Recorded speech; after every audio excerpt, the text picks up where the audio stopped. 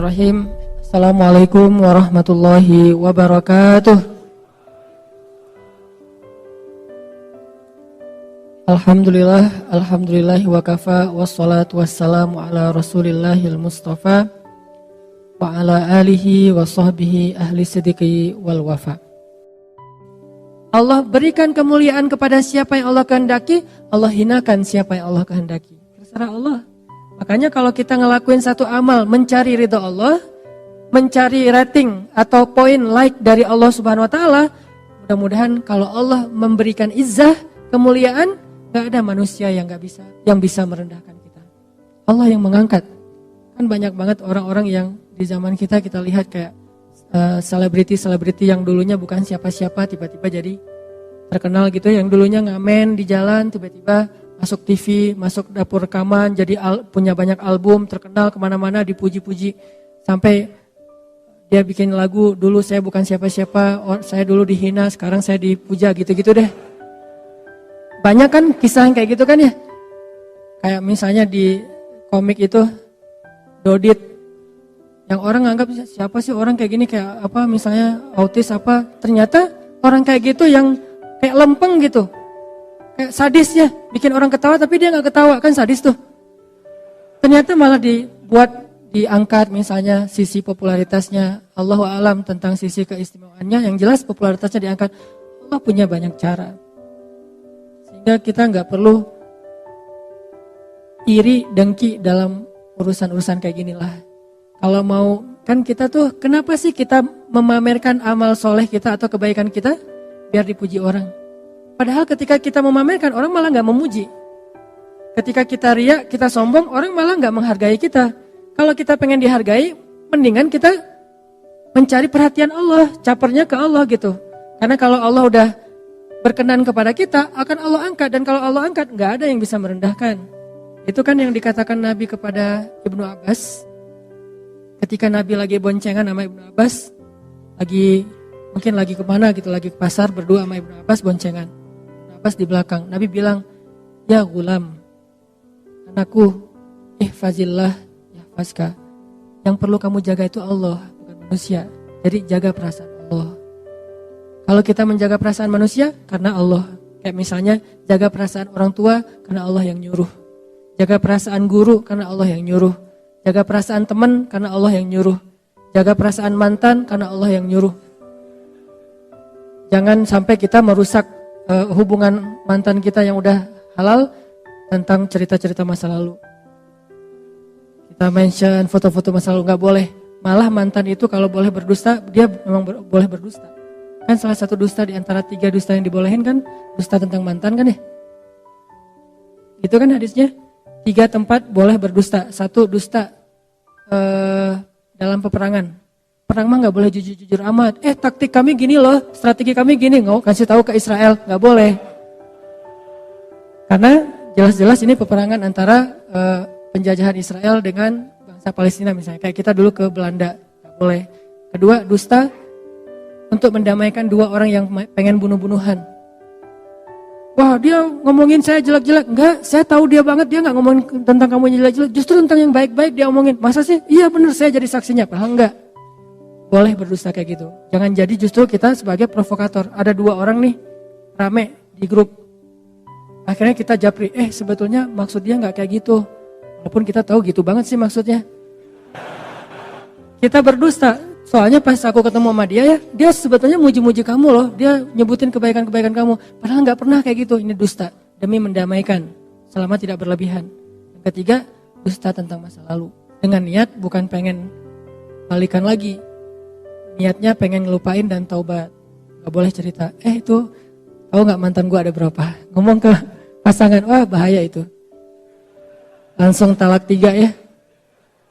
Ini, tadi kenapa jadi bab ini ya? Tadi ngomongin siapa tadi teh? Lukman? Aduh, Uwais. Ya gitu deh pokoknya. Jadi intinya adalah, oh iya benar, ngomongin cari perhatian Ibnu Abbas ya.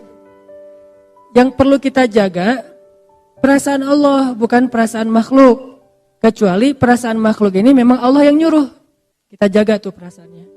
Ihfazillah yahfazka. Kalau kita jaga perasaan Allah, kita nggak pernah ngecewain Allah. Allah nggak bakalan ngecewain kita, nggak mungkin. Jadi kalau kita sering kecewa, ini karena kita sering ngecewain Allah juga. Aku tergantung prasangka hambaku kepadaku. Jadi jangan ngecewain Allah, ya Allah, saya tidak akan mengecewakan engkau. Allah nggak akan mungkin ngecewain kita. Mustahil. Manusia aja ada yang kayak gitu, nggak mau ngecewain kita karena kita nggak pernah ngecewain dia. Dia jaga banget tuh nama baik kita atau amanah kita, kepercayaan kita, dia jaga banget. Apalagi Allah, jaga Allah, Allah jaga kamu. Jaga Allah, Allah menyertaimu kemanapun kamu pergi. Kalau ada manusia pengen menjatuhkan kamu, kamu gak akan jatuh kecuali dengan izin Allah. Ada manusia yang pengen mengangkat kamu, kamu tidak akan menjadi terangkat, menjadi lebih mulia, kecuali dengan seizin Allah. Jadi kalau kita kadang-kadang ada cemburu, dan itu manusiawi, sifat dasar kita. Cemburu ngelihat ada orang lain yang mungkin kayak lebih diapresiasi dari kita.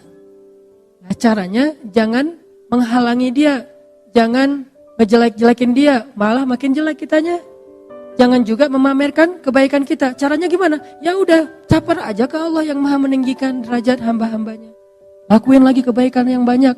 Gak apa-apa manusia gak tahu, makin manusia gak tahu, makin Allah senang tuh. Akhirnya Allah angkat, dan itulah yang terjadi kepada Luqman.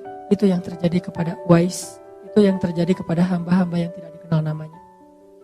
Jadi pelajaran pertama dari Luqman, belajar ikhlas. Orang ikhlas tuh gak akan rugi.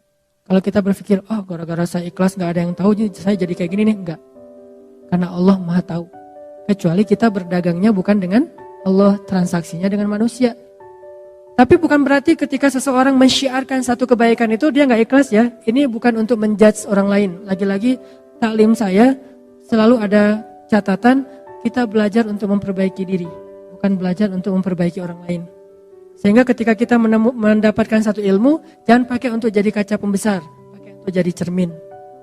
Jangan pernah mengambil ilmu dari satu taklim untuk jadi kaca pembesar, melihat kekurangan orang lain. Tapi jadikan itu cermin untuk melihat kekurangan diri kita. Kalau ada orang lain yang mentampakkan satu amal solih, kita husnuzon. Oh berarti niat dia pengen syiar. Sehingga dengan syiar ada yang niru, akhirnya dia dapat pahala dari orang yang meniru, kan gitu kan ya. Tapi kalau tinggal kita yang paling tahu isi hati kita. Kalau riya, kita istighfar. Kalau syiar, kita lanjutkan.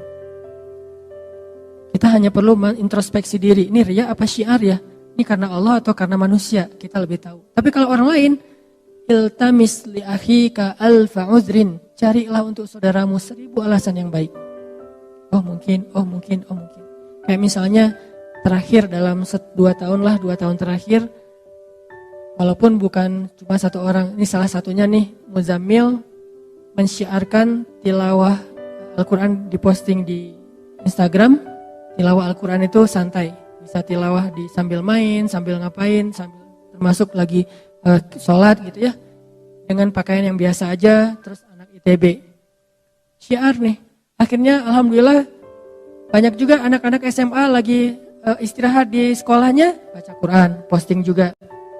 Sampai terakhir ada siapa tuh yang gimbal ya, baca Quran gimbal, anaknya kayak reggae banget lah, anak reggae tapi tilawahnya keren gitu kan ya. Ini berkembang terus nih trennya.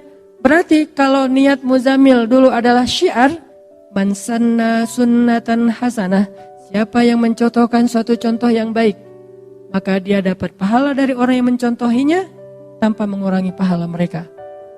Sebaliknya juga, dulu mungkin kita ngelakuin satu keburukan ditiru oleh orang lain. Berarti kita juga mendapatkan dosa dari orang yang meniru tanpa mengurangi dosa mereka. Na'udzubillahi min dzalik. Jadi gak menjudge orang lain. Cuman untuk diri kita harus hati-hati. Kadang-kadang awalnya sih syiar, tapi lama-lama syiar plus riya.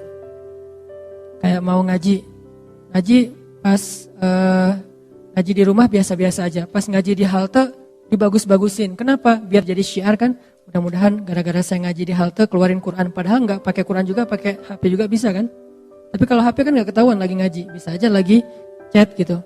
Sengaja dia HP ada sih aplikasi mushaf, tapi dia keluarin Quran ngaji gitu. Niat awalnya syiar, biar ditiru sama yang lain. Ternyata orang-orang pada ngelihat ke arah dia, dibagus-bagusin bacaannya. Alhamdulillah nih, pas udah ditiru, rame orang yang kayak gitu. Halte-halte mulai banyak yang ngaji, dia ngomong dalam hatinya, ini gua yang pertama ngelakuin. Tuh kan? Ini nih, ujiannya di situ. Bukan gara-gara itu kita jadi nggak bersyiar. Itu godaan setan juga tuh. Lo nggak usah beramal soleh daripada riya. Itu setan gitu juga tuh. Lo mending kalau ngaji biasa-biasa aja deh daripada ntar dibilang suaranya bagus. Oh iya ya udah. Bismillahirrahmanirrahim. Alhamdulillahirabbil alamin. Ustaz, kenapa ngajinya gitu? Takut riya. Gak gitu-gitu amat sih. Itu juga jebakan setan. Dah, udah ngajinya biasa-biasa aja. Ada yang ngajinya bagus. Kayak dia doang yang bisa ngaji bagus. Gua sebetulnya bisa, tapi gua mah ikhlas. Riya juga kan ya? Sama aja sebetulnya. Makanya islahul qulub, tazkiyatun nufus, perbaiki hati kita. Mungkin pembahasan tentang Luqman ini akan kita coba bahas dalam beberapa pertemuan ke depan. Malam ini kita coba fokus dulu dari sisi sosok Luqmanul Hakim yang sangat sederhana, yang bahkan bisa dibilang orang yang khafi. Jadi di antara hamba yang Allah sayang banget, spesial banget di sisi Allah itu taqi, khafi. Terus apa lagi gitu? Salah satunya khafi. Khafi itu artinya dia itu nggak mau terkenal. Walaupun terkenal itu bukan sesuatu yang negatif. Karena banyak juga sahabat justru karena ketenarannya maka efek kebaikannya lebih viral. Tapi ada orang yang memang memilih nggak mau terkenal. Kalau sahabat Nabi yang kayak gini siapa? Nanti teman-teman bisa cari cerita tentang dia. Abu Dzar Al-Ghifari. Abu Dzar tuh gitu banget tuh. Gak mau dia sama sekali tuh orangnya tuh gak mau kalau dipuji atau terlihat agak sedikit menikmati dunia itu gak mau banget. Padahal menikmati dunia itu gak dilarang dalam agama. Tapi dia memilih jalannya sendiri yang memang pengen khafi banget, pengen uzlah, pengen menyendiri gitu. Itulah Luqman. Dia nggak menjadi orang yang tampil, tetapi Allah Subhanahu Wa Taala Maha tahu. Makanya bukan berarti kita nggak boleh tampil sama sekali, nggak.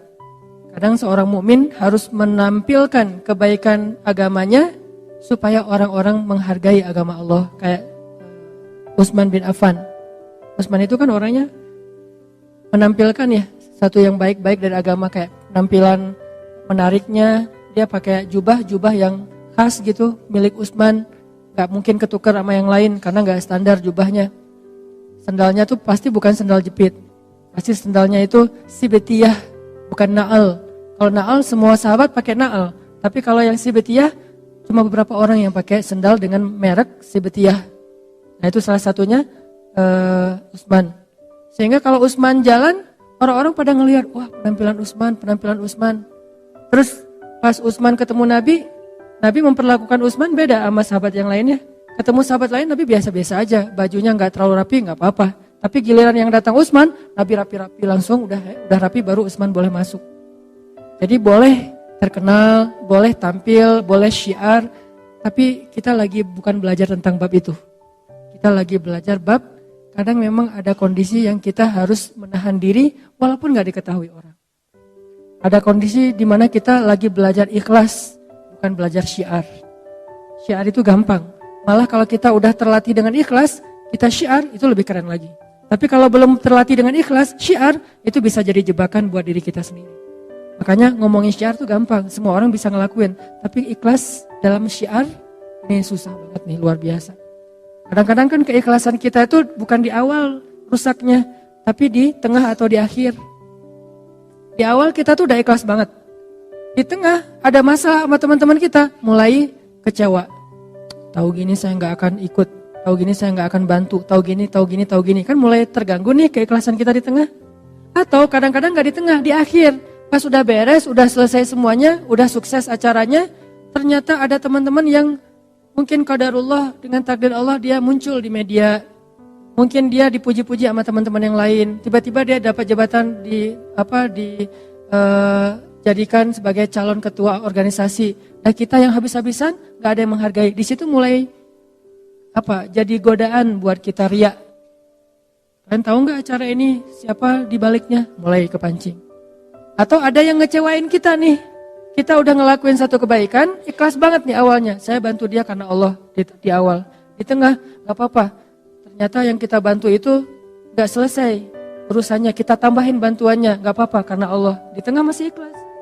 Di akhir masih ikhlas. Alhamdulillah dia udah sukses sekarang. Kita ikhlas, gak mau nyebut-nyebut kepada siapapun. Tapi setelah beberapa tahun, kita suatu saat butuh dia. Pas kita butuh dia gak mau bantu kita. Padahal dia bisa membantu kita waktu itu. Mulailah keikhlasan kita terganggu. Mulai kepancing nih. Kayaknya dia lupa ya. Siapa dulu yang membantu dia awal-awal ketika baru merantau. Ketika dia masih kuliah. Semuanya saya biayai keluar satu-satu. Semua yang disebutin itu gugur pahalanya di sisi Allah. Jadi keikhlasannya gak keganggu di awal, gak di tengah, gak di akhir. Tapi sometime, suatu saat nanti entah kapan-kapan gitu. Bisa aja setelah bertahun-tahun baru keganggu keikhlasannya. Habislah pahala yang selama ini udah kecatat di tabungan amal kita, hilang lagi tiba-tiba. Dihack sama riya. Ini yang terjadi. Luqmanul Hakim istimewanya di bab itu teman-teman. Dia gak istimewa di bagian ilmu yang banyak, enggak. Dia gak istimewa dari fisiknya yang kuat. Malah dia orangnya pendek, kulit hitam dari Ethiopia. Kampungnya Bilal bin Rabah. Ada Bilal, ada Wahsy, ada Luqman, ada An-Najasyi, itu orang-orang Ethiopia. Orang hitam, pendek, budak pula yang diperjualbelikan. Dan ketika dia jadi budak, bukan budak, kan budak itu punya banyak kerjaan nih. Ada budak yang memang dibeli untuk jadi tentara bayaran, berarti badannya bagus, tangguh nih. Kalau Luqman, dia budak yang kerjanya ngapain? Kerjanya ada yang bilang najjar. Kerjanya itu bantu-bantu tuannya untuk bikin kayak meja tukang kayu lah. Tapi ada juga ulama yang bilang dia bukan najjar, dia itu yang jagain ternak kayak siapa tadi? Wise. Berarti kan secara fisik nggak banget nih, nggak good looking gitu. Tetapi karena dia punya keikhlasan, itulah keistimewaannya. Jadi benar hadis Nabi, sesungguhnya Allah tidak melihat kepada fisik kalian. Allah tidak melihat kepada harta kalian. Allah tidak melihat kepada status atau pekerjaan kalian. Allah melihat kepada hati kalian. Kalau kita pengen jadi hamba yang istimewa, milikilah hati yang istimewa. Tidak masalah punya fisik yang istimewa, kita latih, kita rawat. Punya harta yang istimewa, berlimpah. Punya pekerjaan dan status sosial yang istimewa, kerjaannya keren, menghasilkan uang yang banyak, gak apa-apa. Tapi itu semuanya jadi tidak bernilai kalau hatinya gak istimewa. Sebaliknya, fisiknya biasa-biasa aja, hartanya malah kurang, apalagi malah bukan pas-pasan, malah kurang. Terus status sosialnya cuma budak, kalau hatinya istimewa, Allah angkat tuh. Jadi yang kita coba pelajari, gimana punya hati yang istimewa. Hati yang istimewa itu kalau beramal ikhlas. Kalau ke manusia itu pemaaf. Kalau ke manusia itu rahmah, kasihan, gampang kasihan sama orang lain. Duh kasihan ya. Kalau orang sering kayak gitu tuh, hatinya mulai istimewa. Jangan bilang, lu kok lemah banget sih, gampang kasihan, gampang maafin, jadi orang gak punya prinsip. Enggak, dia orang yang istimewa justru. Yang susah maafin itu yang sebetulnya yang gak istimewa. Kalau dibilang, lo gampangan banget sih jadi orang, lo kok lemah banget sih jadi orang, mau aja digitu-gituin sama teman lo. Enggak, justru dia itu istimewa, punya hati yang spesial. Gampang kasihan sama orang lain, gampang gak tegaan, pengen ngasih ke orang lain itu lebih dari haknya. Wafa, milikilah hati yang istimewa. Toh di zaman Nabi juga ada sahabat yang kayak gitu banget tuh. Yang saya sering mention tentang beliau. Sahabat yang ibadahnya biasa-biasa aja. Cuma standar lah salat wajib, gak ada yang sunnah yang istimewa. Terus sedekahnya biasa-biasa aja. Cuman bahkan gak bisa berzakat karena bukan orang kaya. Jihad biasa-biasa aja, bukan mujahid yang keren kayak Khalid bin Walid. Terus keistimewaannya apa? Sampai Nabi bilang dia itu ahli surga. Kenapa? Karena dia hatinya bersih.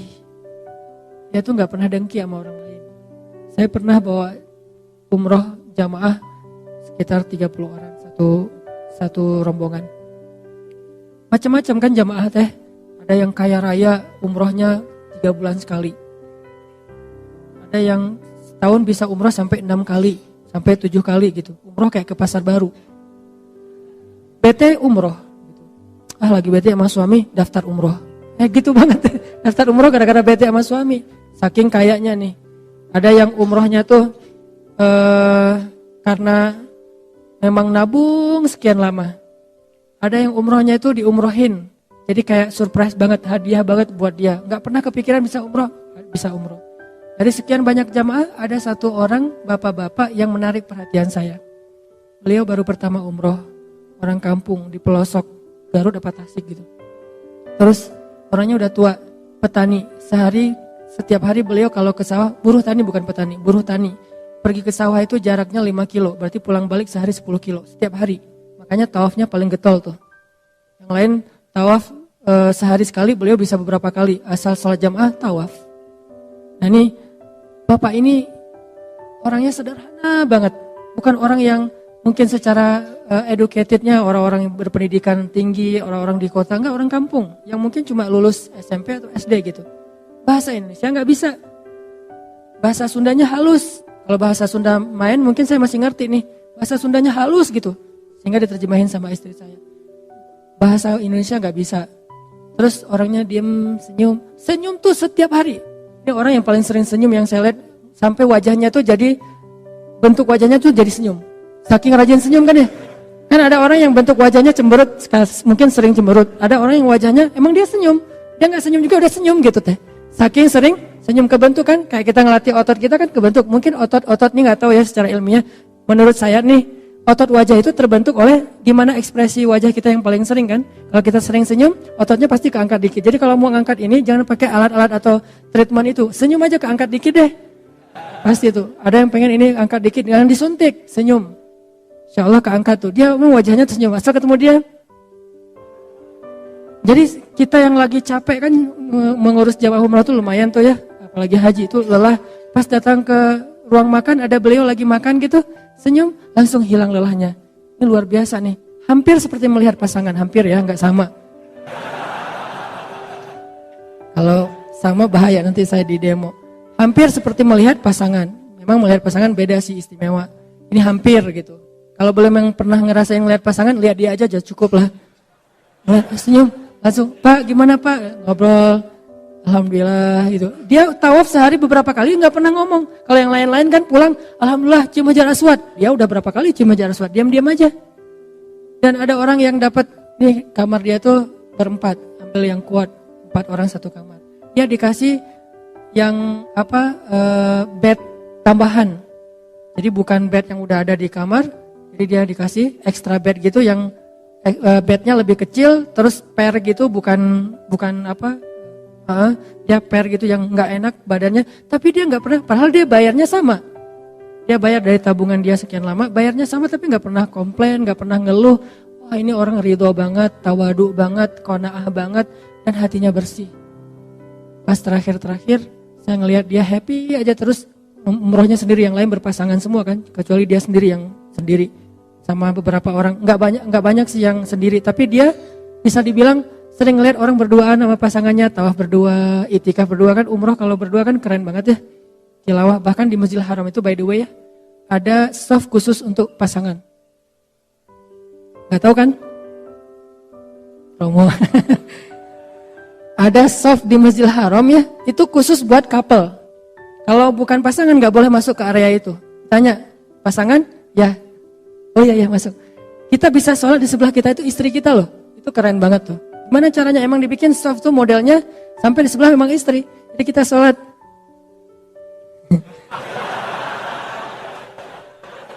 Enggak. Enggak boleh gitu ya. Tapi kadang-kadang gitu juga sih. Ada yang kayak gitu. Dia mah umrah sendiri, tawaf sendiri, makan sendiri, ke kamar. Kadang-kadang karena emang dia orang kampung banget, kan satu kamar tuh dikasih kunci cuma 2. Kunci kamar, dia nggak bawa kunci. Sering dia pulang ke kamar, temannya baru pergi. Datang-datang tah jam berapa, dia nungguin aja sendiri. Nggak pernah marah sama temannya. Pas datang, Pak udah lama. Lumayan kata dia, gitu senyum. Datang-datang tidur, berarti lelah banget tuh nungguin sampai masuk ke dalam kamar langsung tidur. Luar biasa nih orang. Pas udah selesai umroh saya tanya ke dia, Pak, apa sih rahasianya kok bisa nyaman kayak Bapak nih? Kayaknya anteng nggak ada masalah dalam hidup. Ya terima aja apa yang Allah kasih. Gitu doang. Ridho, ini hal yang paling berharga yang saya belajar dari dia. Ridho, apapun yang Allah kasih, yang terjadi dalam hidup kita hari ini itu pemberian Allah, terima aja lah. Kalau kita terima pasti bahagia. Karena kalau kita nggak terima dikasih sebanyak apapun nggak bahagia. Sesederhana itu. Ini yang panjang omongan saya nih, dia cuma segitu doang. Terima aja apa yang Allah kasih. Segitu. Saya panjangin jadi teridolah apalah, jadi teori lah ya. Saya yang menteorikan itu, nggak bisa kayak gitu. Beliau sederhana tapi bisa. Nah, ada orang yang istimewanya bukan fisik, bukan harta, bukan status sosial, istimewanya hati. Itulah Luqmanul Hakim. Mudah-mudahan kita diberikan hati seperti itu, sehingga Allah Subhanahu wa Ta'ala mencintai kita karena melihat hati kita yang insya Allah tidak pernah dengki kepada orang lain. Gak pernah dengki kepada teman kita yang duluan ke pelaminan, biasa aja. Ini ada surat undangan, dia mau nikah, alhamdulillah.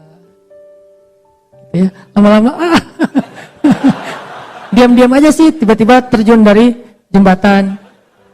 Gak ridho aja dengan kondisi yang orang lain dapat nikmat, dia yang paling bersyukur. Orang lain dapat musibah, dia yang sedih duluan. Ini orang luar biasa, hatinya bersih. Luqmanul Hakim. Mudah-mudahan kita bisa mendapatkan kebaikan dalam materi ini. Mohon maaf kalau materinya singkat. Barakallah. Semoga setiap langkah kaki teman-teman ke sini Allah jadikan penggugur dosa dan diangkat derajat di sisi Allah. Subhanakallahumma wa bihamdika asyhadu an la ilaha illa anta astaghfiruka wa atubu ilaik. Assalamualaikum warahmatullahi wabarakatuh.